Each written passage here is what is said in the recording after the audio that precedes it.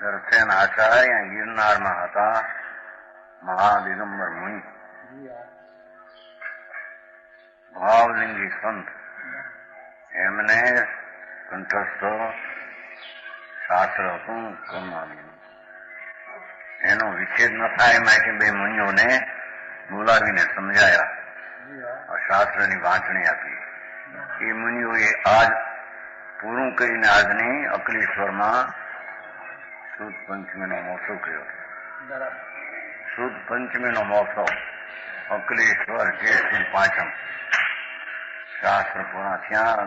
ભગવાનની વાણીમાંથી જે વાણી આવી હતી એને અનુસંધાન રૂપે સટખના એમ હતા. ત્યારે તો શ્વેતાંબર પંથ નીકળ્યો નહોતો.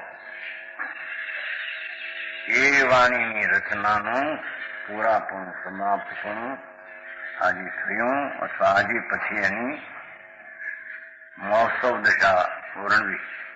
મહોત્સવ સુદ પંચમીનો દિવસ, એને આ સુદ પંચમી કહેવામાં. પુષ્પદંત ભૂતબળી મહા દોડમાં તો જેને રાગદેશ ને મોહ જેનો અભાવ છે એમ કહ્યું. દોડમાં કેવડી નહોતા, પણ બહુ અલ્પરાગ હતો એ ન ગણીને તદ્દન રાગ દ્વેષ મોહ રહિત હતા એવું કહ્યું. દોડમાં પુષ્પદંત ને ભૂતબળી નગ્ન મુનિ દિગંબર મુનિ હતા. મુનિ હોય દિગંબર જ હોય, નગ્ન અંતર ને બાય. બરાબર. એ પરંપરાએ જે આવેલા શાસ્ત્રો એમની રચનાનું આજ સમાપ્ત પૂર્ણ થયેલ મહોત્સવ એ દિવસ આજ ગણવામાં. એ શ્વેતાંબરમાં એ વાત છે નહીં, નથી.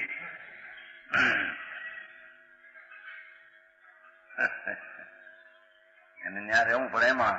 અને નટુભાઈ આ સનાતન માર્ગ વિતરાગની મુખ્યમાં મહાવીર ભગવાનની મુખ્ય વાણી જે નીકળી હતી એ જ વાણીના બાળનો અનુસંધાન રૂપ સત્સંગ આજમાં છે. મતલબ એમાં વ્યવહાર નહીં, પ્રધાનતાથી ઘણું કથન છે. એથી કરીને કે વસ્તુ તો વસ્તુ છે. એ આ સુદ પંચમીનો દિવસ ગણવામાં આવે છે. સપ્ટેમ્બરમાં જ્ઞાન પંચમી કહે છે, એવડી કાતક સુદ પાંચમી તો બીજી રીતે. તો ચોમાસામાં ઓલું હોય પુસ્તક સાફ કરવા માટે. આ તો વસ્તુ સ્થિતિ સૂતની આરાધના થઈ, લખાણ પૂરું થયું એટલે એનો મહોત્સવ કર્યો એ દિવસ ગણવામાં આવે છે. બરાબર.